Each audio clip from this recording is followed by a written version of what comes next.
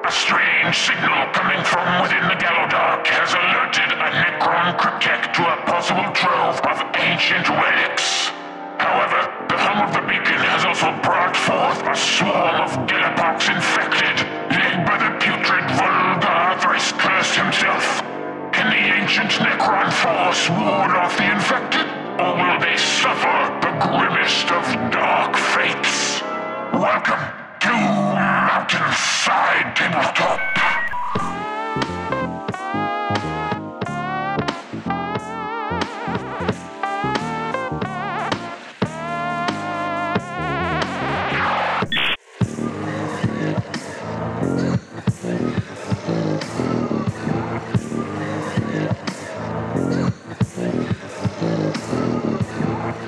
Hey folks, thanks for joining us for another Kill Team Into the Dark battle report. Today I'm going to be playing the Gellerpox Infected. My kill team is made up of the only options that I have available to me, so the 4 Nightmare Hulks, the 3 Mutants, and 4 Glitchlings. My leader has an ability that allows me to select a couple traits for his melee weapon, so I've added 1 to the normal damage and given him balanced. I've done this so that 2 normal hits will kill a Necron with 10 wounds. This team is really interesting. I think the 4 Nightmare Hulks are going to have to do all the killing, the Mutants are going to have to just be annoying and stay alive, and the Glitchlings are just going to have to make Brad's shooting worse and maybe do some objectives and actions, but I don't know. We'll see how it goes. For equipment, I've selected 3 Curse Mites and 1 Sludge Grub. I feel like this team is like borderline OP. Yep. Maybe I'm just a complainer, but on Into the Dark, they are so good. So what am I scared of? Literally everything. I mean, the 4 big guys are scary. The leader is insane, actually, because amazing fighting, like really good AoE attack with 6-inch range, and also just like a million wounds. So very hard to take down. If I'm bunched up, which I'm going to be bunched up and Into the Dark, he could just like do a bunch of damage to a lot of guys. And also, if he charges me, that's like GG because my fighting sucks. Additionally, the Glitchlings are annoying.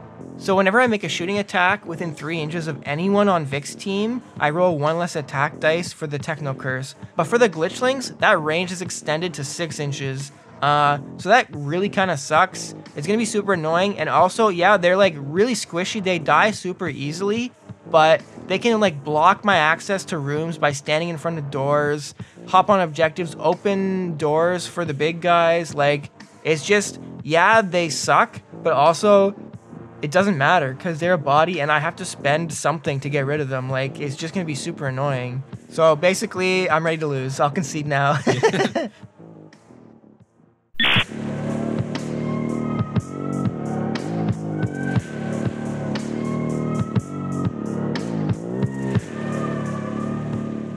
What's up, y'all? Brad here, and I'm playing the new Hierotek Circle. I'm excited for this team. They seem really fun. Full disclosure, this is my 2nd game with them, but I think there's a lot of cool tricks, and I think it's gonna be really fun.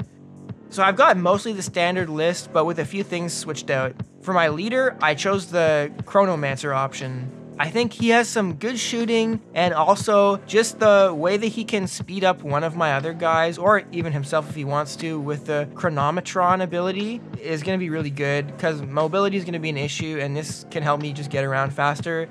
And also with the Counter-Temporal Nanomine, which is the other ability that I chose as his cryptic action, I think I can just kind of slow Vic down and just negatively affect his ability to get to me, and because he doesn't have a lot of shooting, I think that'll be pretty strong.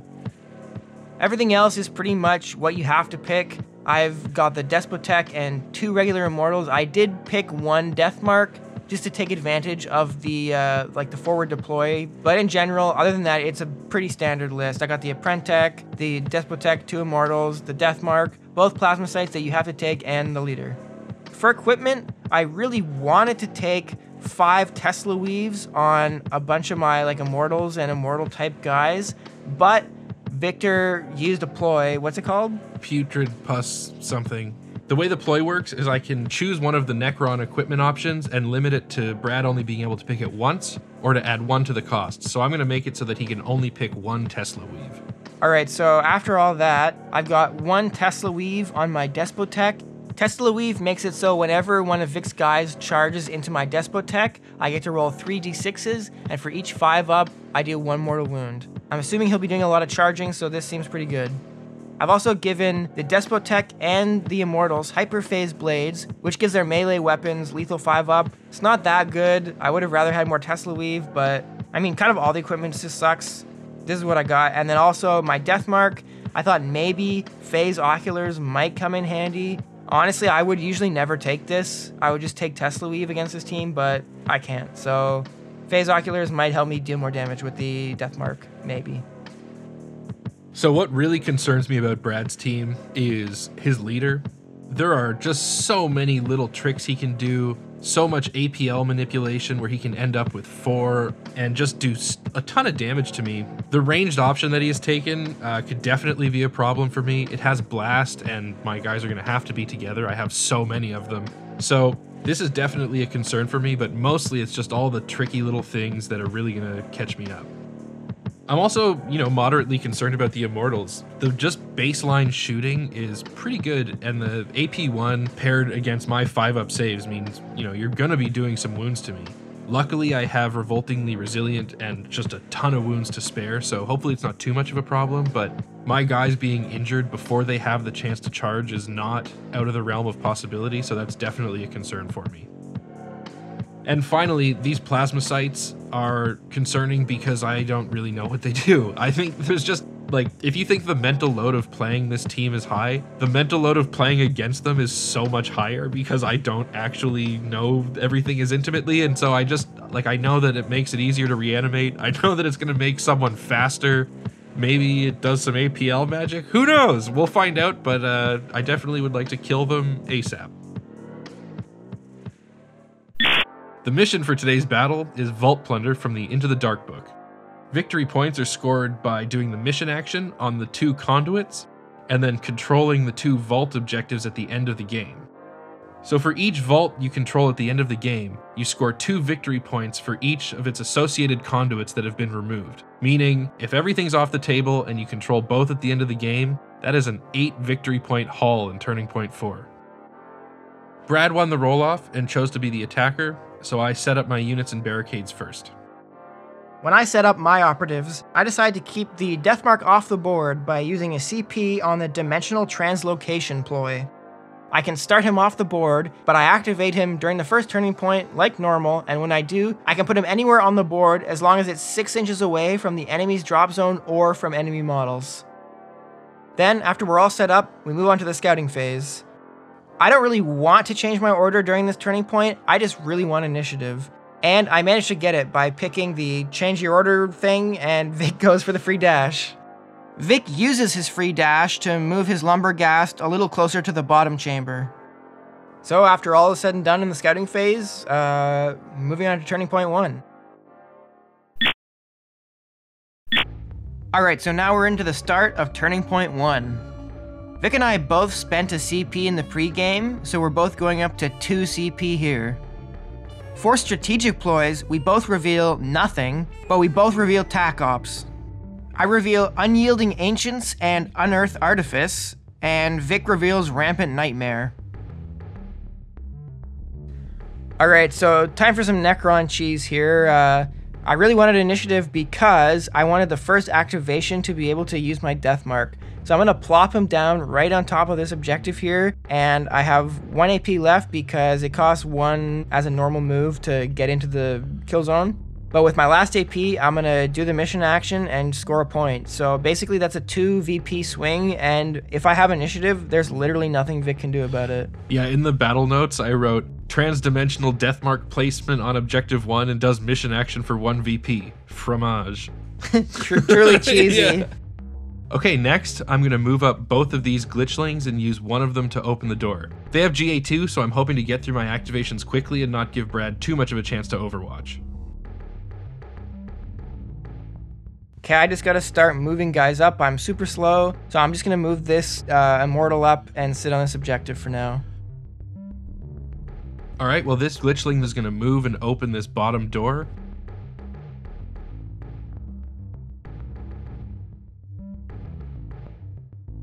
And and then the other one is going to move along the bottom edge of the map and get ready to do some nonsense over on the far side. All right, I'm planning a future play here, so I need to power up this Immortal. I'm going to use the Accelerator Plasmacyte to power him up to 3 AP, and then I'm just going to move 6 inches toward the other group of guys over here. All right, well, obviously Brad's going for that objective over there, and there's not really anything I can do about that either. So my leader, Volgrar Thrice Cursed, is going to move up and do the Tech Infection action on objective number 4. This reveals my faction tac op number 3. If I can do this Tech Infection on 3 objectives, I score 1 VP. If I can somehow manage it on a 4th, I'll score a 2nd VP. All right, well, one awesome thing about the Plasmacytes is they don't really have limitations on the actions they can perform, meaning they can perform mission actions, meaning they can open doors. So this Reanimator Plasmacyte's just going to move up and open the door for the Immortal.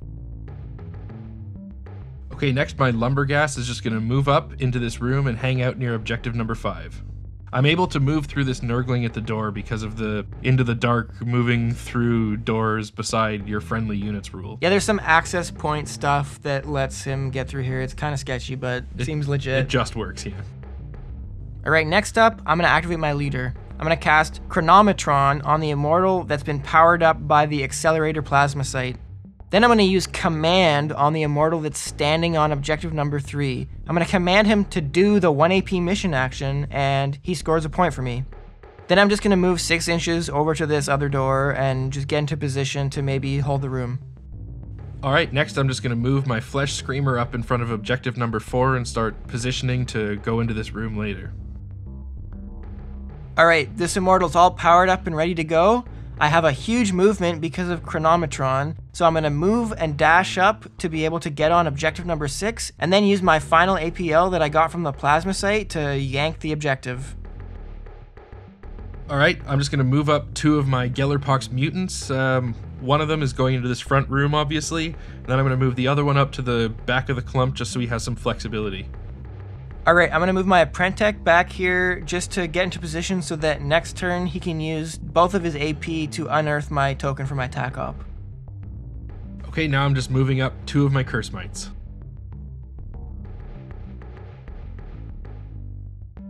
I'm just going to move and dash my Despotech just to get into position, maybe get some shooting if this door opens. Okay, this mutant is just going to move along the bottom of the map here, probably going to go into this bottom room. Okay, get an Overwatch here. My Deathmark, probably this was a suicide mission, but he can shoot the Glitchling, so I'm going to shoot.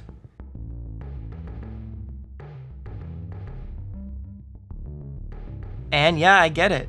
It's pretty nice. Even though he has heavy, he can't shoot in the same activation as he moves, but, you know, this isn't his activation. This is just an Overwatch, so I get to kill him on Overwatch. Yeah, you know, had a feeling that was going to happen, but those Glitchlings are just there for this next move, which is I move up my last 2 bugs and put my Bloat Spawn up close near that sniper. Obviously, the Bloat Spawn's kind of out of position now, but since I need to get as many wounds in engagement range as possible, this seems like an easy 10. All right, and that's the end of Turning Point 1, and I gotta say, I know it's my first time playing this team, and I probably missed some things, but that felt like a super efficient use of all my abilities and all my AP. I think I sniped some sneaky points. I'm in a nice lead in the beginning of the game, and I'm feeling really good about where I'm sitting right now. Yeah, absolutely. I mean, I wasn't expecting to be down 3-0 at the end of the first turning point, and obviously that's a shame, but you've removed one of the objectives from my side of the board, which I was planning on doing Tech Infection, so not only have you scored more points, but you've severely limited my ability to score one of my secondaries.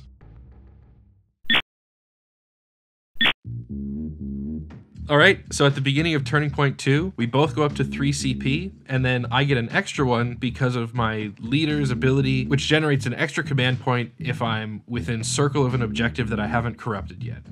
Man, that seems really good. You're gonna like rack up points like crazy. Yeah, as long as I move him around, I basically get 2 per turning point. That's a lot of CP. Yeah. Okay, well, all right. Well, I win an initiative. That's 2 initiatives in a row for me, and I'm gonna play this Relentless Onslaught ploy, which basically means whenever any of my guys make a shooting attack and the target is within 6 inches of them, they get 1 free reroll. I'm going to use Drawn to the Hum, which allows me to select an objective and then move a bunch of my units within a pentagon of it up to 3 inches as long as they end closer to it. So I'm using this bottom objective in the bottom room and kind of moving up a bunch of guys and getting my lumberghast in a better position to potentially charge.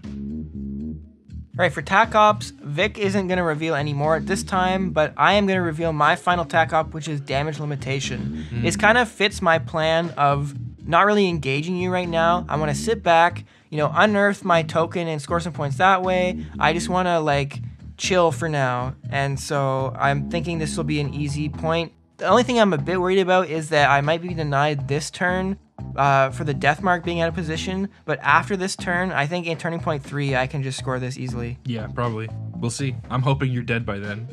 Well, I'm hoping I'm not, obviously. All right, so like I said, I won initiative and I go first here. So my death mark is probably gonna die soon, so I gotta, take advantage of him while I can. I really wanna kill this big tentacly guy, so I'm gonna shoot my shot. I use the equipment Phase Oculars, which basically means that if I score no crits but some hits, I can upgrade a hit to a crit. I actually roll really well though. The Phase Oculars don't come into effect, but I deal 8 wounds after all the disgustingly resilient and all that stuff is over with, so that's not bad. I thought this guy was basically just a suicide run in for some points, but dealing 8 wounds on one of these big guys is nice. Nice. All right, so my next activation, I'm going to charge the death mark with this glitchling. Obviously, I'm not thinking I'm going to fight and kill him. I'm just hoping to give my bloat spawn a better chance at one-shotting him later. And then with GA2, my other glitchling is going to run up and do the tech infection action on objective number 5. All right, well, I don't even know if this is a good play. Does this guy really matter? I don't know, but I'm going to activate my leader, move, open this door, and then just shoot the big tentacle guy. I can just make it into a spot where I avoid the tech infection, and I get a good blast attack hitting the tentacle guy and the glitchling.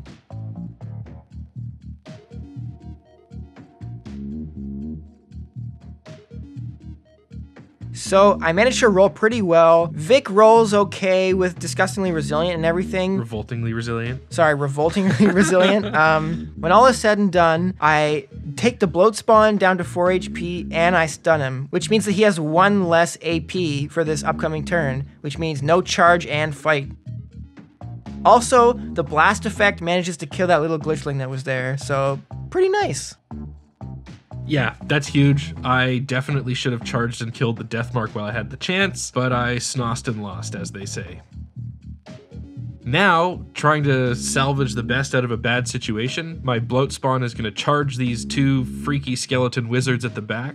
I'm sure he'll die soon, but hopefully I can claw a few wounds out of them on my way to the grave and get closer to scoring that sweet VP. This is actually terrible. I think I probably shouldn't have opened the door. I probably should have just let you kill my death mark, right? Because now you've basically locked down 2 of my best guys and their fighting sucks. So even if I fight you, I might not kill you. It is nice too, I have this tentacled grasp ability that makes it harder for you to fall back. If Brad tries to fall back with any of his units, I get to roll a dice, and on a 3-up, he doesn't get to fall back and he forfeits those 2 APL. I probably should have just kept the door shut, but I guess I'm gonna activate my Apprentech and fight you. So yeah, this guy's fighting sucks, but the Apprentech is gonna fight the bloat spawn. I only score 1 hit, which is really bad because I only do 3 damage on a normal hit, and that doesn't even kill. Even if he gets no revolting resilience, that doesn't even kill him. The bloat spawn doesn't roll great either. I take 7 wounds, putting me down to 3, and the bloat spawn, after disgustingly resilient, is also down to 3. So that was a waste. Yeah, and it gives me 7 for my nightmare tally, so I'm making my way to 30. So next, my mutant is going to open the door to the chamber near objective number 2 and then head up on there. The other one is going to do the mission action on objective number 4 and then move to the bottom door because I realize I have not invested enough resources in this bottom room. This immortal over here is just going to retreat back from objective number 6 and just try and get back with the rest of the team. At this point, my glitchling is going to move up and open the door. This is pretty dangerous because I am trying to be a bit sneakier than this, but I really have to start making stuff happen. I gotta get some more wounds with my Nightmare Hulks. I'm losing by more than I thought, and my ability to score points is looking like a lot less than I was hoping for. Well, my Despotek has a chance to take a shot at this glitchling right now, so I'm gonna move back and shoot. And I score an easy kill. My Lumberghast now is going to do a spike charge on this remaining immortal. I roll well, Brad takes 3 mortal wounds for the charge, and then I roll a crit in my combat, which finishes him off, bringing my nightmare tally to 17 wounds. Brad then, of course, plays reanimation protocols on this guy and puts the token down. You like my custom tokens? I do. I'm a little bit concerned because my plan was to unearth my Artifice token with my Apprentech, and now he's caught up in combat. He can't do it. So I'm going to move the Accelerator Plasmacyte over. Hopefully next turn I can unearth it with him. Okay, now my 2 Curse Mites are going to move into this top chamber. Hopefully they get a chance to be a little bit more annoying in the next turning point. Okay, yeah, my Plasmacyte over here, the other one is just gonna go up, and it has a really bad range attack, but any damage is useful. So I'm gonna move up and use the Spark Attack on the Lumberghast. Okay. Don't you I get one reroll, yeah. Bruh. Yeah, like, it's kind of fitting, but it would have been nice to at least do something. Yeah. Okay, so next my Flesh Screamer is going to move into the big room and start threatening this back tack-op objective. All right, I got some Overwatch on the Lumberghast. This Immortal's going to shoot.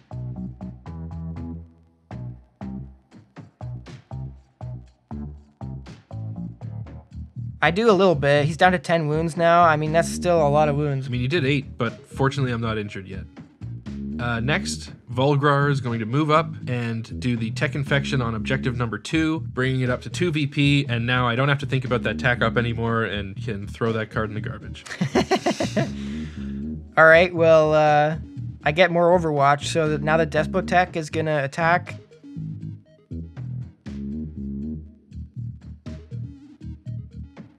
One crit goes through, that's it, and after everything, Vic is now down to 6 wounds. Yeah, it's too bad that he's injured, but frankly, I'm just glad he's not dead. Hopefully I have a chance to do something with him before he dies.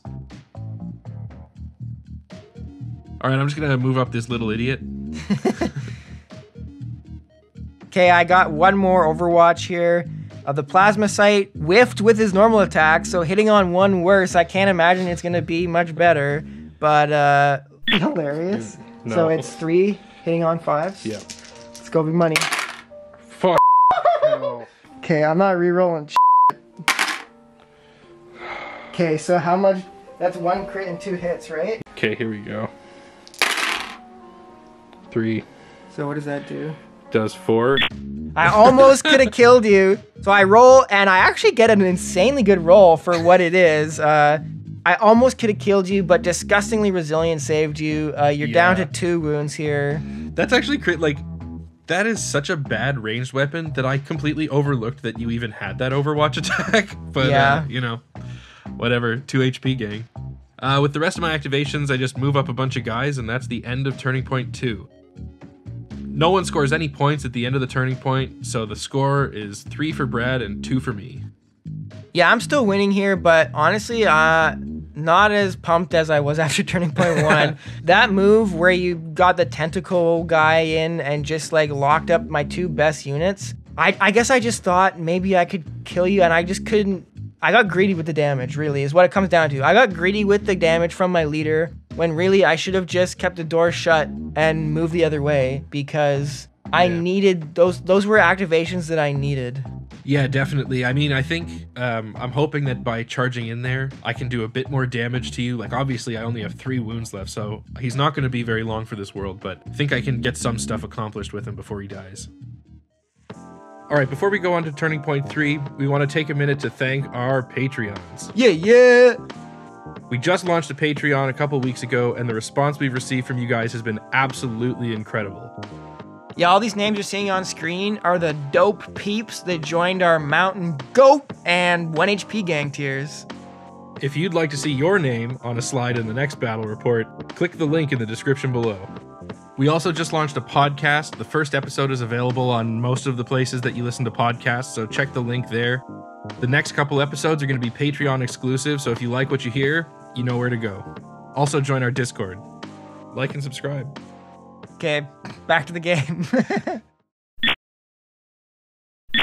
Alright, so now we're on turning point 3, and the first thing I get to do is heal some of my guys with the living metal ability. So my Prentech, he was injured, and he heals, so now he's up to 5 wounds, so it's not bad. Next up, I get to see if my immortal that died during the second turning point gets to revive with reanimation protocols. So he already has his reanimation token down, and he comes back on a 3-up, and he does come back. So he comes back with D3 wounds, and he's coming back with 2 wounds. So next up, we gain CP, and Vic gains 2 again from the lead the infection thing. Alright, so we roll off for initiative. Vic obviously rolls a 1 because he sucks at rolling, and I get initiative. So I'm not using any ploys right now, but Vic is going to use a ploy. He's going to spend his CP to use Blessing of the Infection, which, take it away, Vic. With this ploy, when I fight in combat, if the total shown on the dice of my failed hits is over 3, it counts as 1 normal hit. Basically doing the math, it's almost impossible to not trigger this without just hitting on everything anyway, so this is an easy investment. So Vic's Lumberghast is so out of position. As my first activation here, I'm going to charge in with one of my immortals. Obviously the immortals suck in melee, but Vic's guy is so low, he's so wounded that I think I can just finish him off no matter what.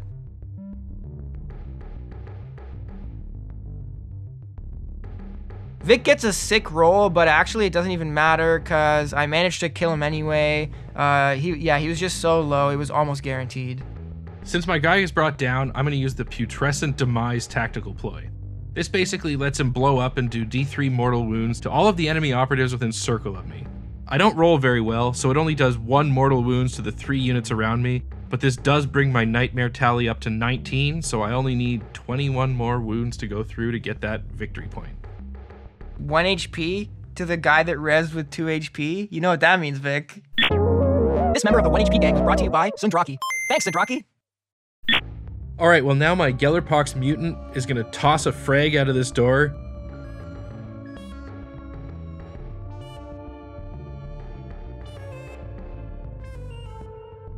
Terrible roll, only kills the little stupid plasmacyte, and then I use my remaining AP to slam the door.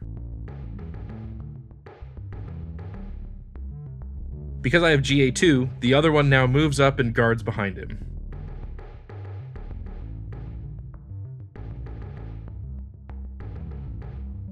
Okay, so this bloat spawn has been the absolute bane of my existence, just chilling in my backline, disrupting everything, so I'm gonna fight him with my leader.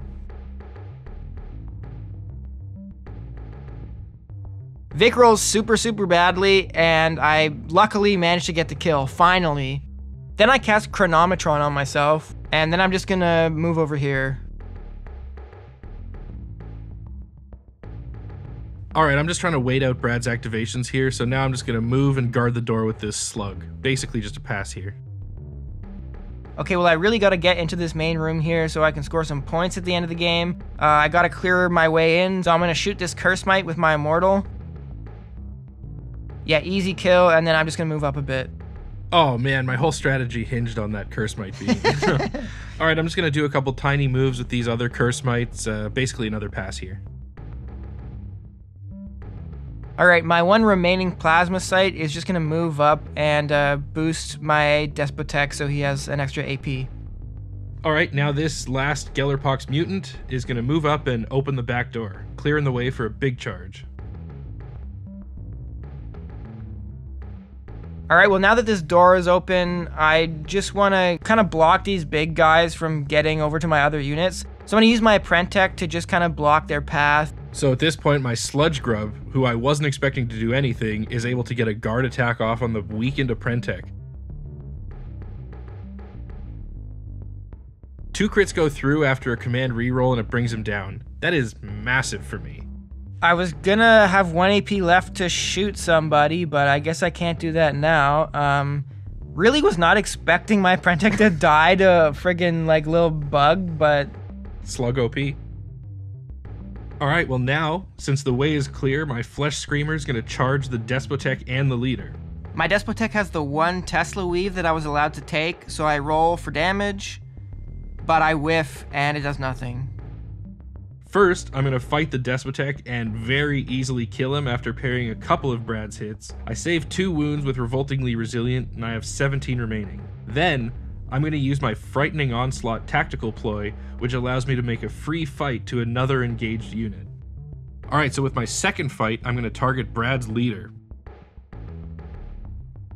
Once again, I easily bring him down and only take 2 wounds after Revoltingly Resilient. The beauty here is that adds 21 wounds to my Nightmare tally, bringing me up to 40. That's 1 extra victory point.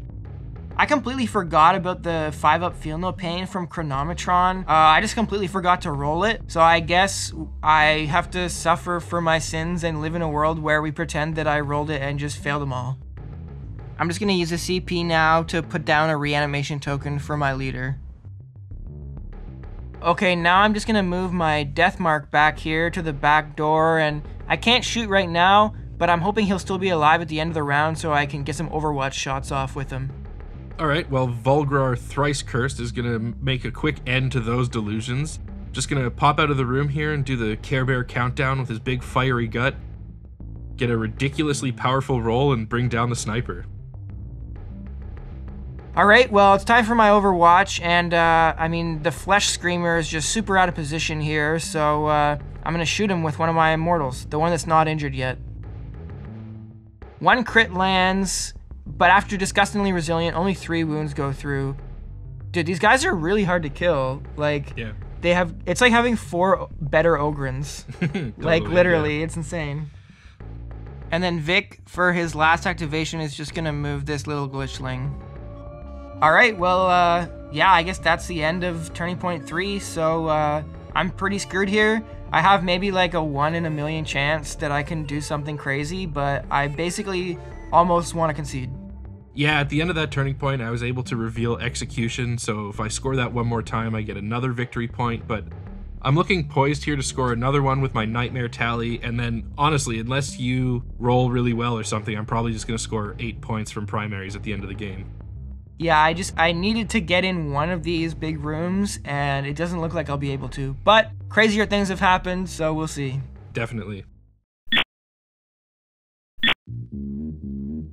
At the top of Turning Point 4, I go up to 2 command points and Brad goes up to 1. During the Living Metal phase, all of Brad's units are basically at full health already, and 1 is moved up to 3 HP. So I also get to roll for reanimation on my leader here, and my leader does come back. I roll for HP, and my leader comes back with 1 HP, so I guess, I mean, it's not really a technicality. That's a full-fledged member of the 1 HP gang. This member of the 1 HP gang is brought to you by Jonathan Conley. Thanks, Jonathan. Alright, well, I'm definitely going to spend another command point on Blessings of the Infection. If I have to fight at all, I definitely want to score some more hits, so, you know. Alright, well, I won initiative again, because winning initiative is easy for people like me, so I'm going to activate my leader. Now, I have a play here. This is like a crazy play. I'm going to need some crazy dice rolls, but there's something. So I'm going to activate my leader. First, my leader's going to move. Then I'm going to use an AP to command this Immortal here to open the door. 1 AP left, and I have a shot I can make that will hit 2 of the 3 guys in this room. If I can kill both, I might have a chance. Unfortunately, my leader is injured, and I'm within range of the Techno Curse getting at me, so my rolls are gonna have to be basically all 6s because I'm very disadvantaged here. So I roll.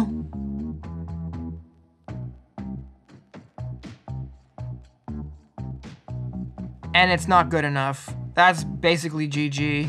I think. Vic, you wanna make one more move? Yeah, sure. My Flesh Screamer is just gonna barge in here, charge the 2 Immortals, and then kill one of them. Puts my Nightmare tally up to 50 points for an extra VP, and now I'm just gonna dance around in these 2 rooms by myself. Yeah, there's no way I'm getting in there now. Good game, Vic. I'll resign from here. Yeah, that was a great game. I thought I was losing for a while, but then realize that I'm unkillable.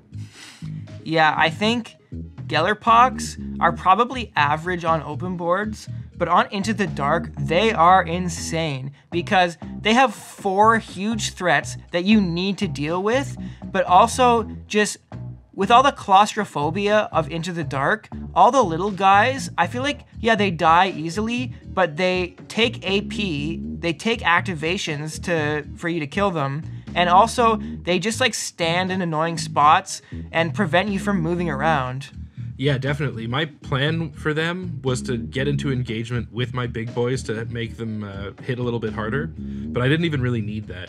The most recent tournament stats have come out, and Gellerpox they're a problem right now. Like, they are so strong, and I can see why.